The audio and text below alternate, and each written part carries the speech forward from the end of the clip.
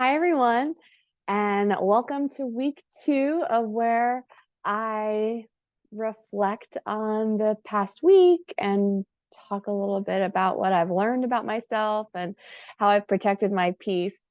It's just such a great way for me to stay grounded throughout my life. There are 52 weeks in 2023, so I'm giving myself 52 opportunities to reflect and celebrate me. Uh, I do so much to support other people, and I'm learning every day on how I can ask for and receive support from others and realize that a lot of that support and love for myself also needs to be present. And that is where this weekly video kind of came from. So I have my journals here today. I just finished reflecting. Yes, I have 2 journals. Um, Sometimes I have more. I just really like writing. I really like spending time with myself, and this is just a great way for me to do that, to be grounded. So this week started off with a great meeting with one of my good friends who's helping build my website, my coaching website, and it was just so amazing to sit and talk with somebody about my business, about how I love coaching, what it's growing into, how it's shifting to reflect more of who I am as a person today. And I just felt so heard and seen throughout the entire meeting. It was really, really wonderful. And I just got the URL for it, so the new one. So I'm really, really excited about that. I'll share that with you when it goes live. I'll make sure to link it, but it won't be for a little bit. Um, so that was one thing for me to start off the week. And in my mind, Sunday starts the week. And I started doing that because for a long time, I would always have my calendar, like my Google Calendar, set up as Monday starting the week. But for whatever reason, I had this old belief that like Mondays are blah, like society's telling me like, oh, Monday, gosh, it starts the week, it's awful. No. So here I am telling you Saturdays end my week and Sundays start the new week. And Sundays for us start with going to church, doing Sunday dinner at my parents', just getting ourselves ready, like easing in to the week. It's a day where we don't have a lot of things planned. It's a day where we can sleep, we can rest more. And what that has done for my mindset, and I think for my families all the way down to the 6-month-old, is we ease into every day. We know what's coming for the next week already. We've already talked about our finances, like when we're getting paid, what bills are coming out. Um, we do that during the week instead of like at an end or a beginning, because then it just feels a little bit more like it's part of what we do and it's not like any kind of milestone or capstone of the week. Because sometimes for me, that adds pressure to it. Anyways, Sundays starting off with like ease, and then Mondays, okay, sometimes it's a work day for us, sometimes it's not. Martin Luther King Day is on Monday. So we're taking that off and we're using that as a great opportunity to teach our kids about who he is and what's going on in the world right now. We have some books that we'll read to them, and some really good YouTube channels that we're gonna tap into for our 3-year-old, almost 3-year-old. So we probably, we won't go to our day jobs on Monday. We'll do other things, but we're going to take time to honor that day. And then Tuesday we'll bounce in. So this past week, bounce into the week like joyfully. That's what I mean by bounce on a Tuesday. Anyways, this past week, Sunday was great. And then Monday, we started, and I was still sick with COVID. I was still testing positive, and my husband was not testing. Ugo was not positive. The kids were getting better. We were doing better. So Monday was actually our 7-year wedding anniversary. Yay. So we did a little takeout. And actually, I think now that I think about it, I think Monday I brought my daughter to the pediatrician because she wasn't doing well. It was still just COVID, but we were just making sure to eliminate all the other things. And when I'm thinking back on the week, that was Monday, we took some time to celebrate our anniversary, and we took time for ourselves. I ended up having a coaching session with my coach Monday night, um, talking a lot about spirituality and trusting whatever you believe is bigger than you, whether that's God or Buddha, Jesus, Mother Mary, Mother Nature, your angels. Maybe spirituality falls into a religion for you, maybe it doesn't.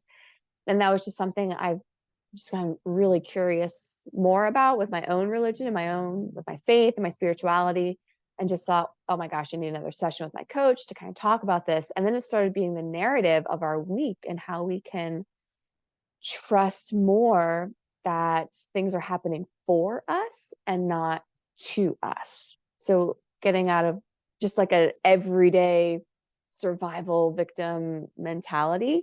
And I think that's why I started honestly putting Sundays as the start of my week instead of Mondays, because it just felt like it was for us. It was a day for reflection, celebration, I don't know, spirituality, connection with our faith, with our something bigger, and it just really helps start the week instead of thinking Monday starts the week as like a work day. Anyways, so been talking really a lot about spirituality and just trust. And my word for 2023 is trust. Trusting that the universe, God, my higher levels, my divine team are there for me. Things are happening for me. So yes, were some of the days, gosh, this past week feeling like they could have been chaotic? Yes, 100%. However, trusting that everything was happening for us really just calmed things down in our own perception of what was happening during the week. I started a new part-time job in a performing arts organization doing development work, so fundraising, and it's something I absolutely love, and I'm super jazzed about it. I can't wait to just dive more into everything and go deeper. But I only do it 15 hours a week, so it gives me this, I don't know, it's just another way for me to fill my cup. And I was reflecting and talking to a friend actually that 2 years ago, this month, is when I started my last full-time job that I did for 6 months and then decided to be a stay-at-home mom. But this time 2 years ago, I was still getting certified to be a coach, to be a self-connection coach, I started this journey on creating more balance in my life. And I couldn't believe that now I'm working 15 hours a week for this organization, 2 days in the office, 3 days from home, getting help from my parents with the kids, but also alternating works, like what works best for our family so that my husband can be home with the kids when I'm working, that sort of thing. But 2 years ago, I was like, I don't want to work full time. I don't want to be away from our child. We had our son at the time. Excuse me. And I just didn't want to be away from him. And then we had our daughter 6 months ago, and I thought, oh my gosh, okay, so I've been doing this part-time work, maybe 10 hours a month. I wasn't doing much and building my business and creating some programs, coaching people, really enjoying it, but just feeling like there was something missing. And then I was recruited for this position and I'm doing 15 hours a week. And there's just something really exciting about where I am in my life right now. 2 years ago, working full time, getting certified, doing my own self healing and connection journey, and really wanting the life that I have right now. So it's just a really exciting reflect and celebrate for me today, because this is all just falling into place from something I envisioned and had on my vision board 2 years ago. So how did I protect my peace throughout this week? Because there were a lot of moving pieces.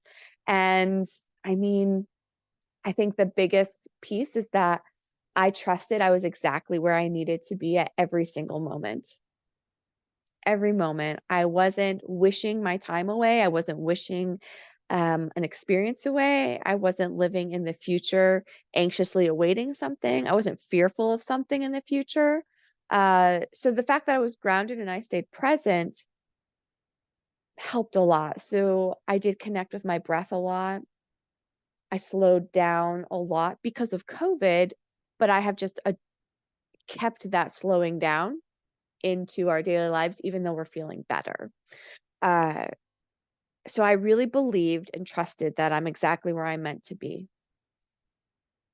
And I wanted to share that message with you today because you're exactly where you're meant to be on this journey. Doesn't mean you're not looking towards something better and you're not wanting to reach that desire, that goal for your career or your personal life. It means that those are definitely there, right? And you're where you're meant to be right now in your life. They can happen at the same time. You don't need to wish away where you are right now just because you want that other piece of, like that hanging fruit, that you just want to grab, but you're not there yet. Um, Also, side note, I always get those sayings wrong. I always get them wrong.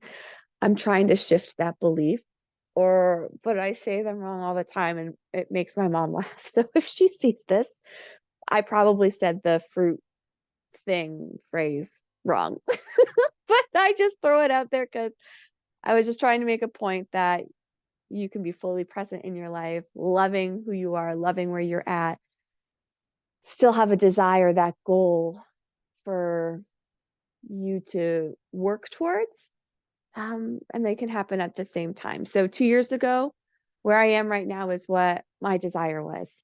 And I'm just really excited to share that here I am. And as more things come into play, I will continue to share those with you. And I am just wishing you a very nurturing, lovely weekend where you can reflect and celebrate everything that happened for you in this last week. And I will see you a week from today, and we'll see what stream of consciousness comes out of then. All right. Thanks. Bye.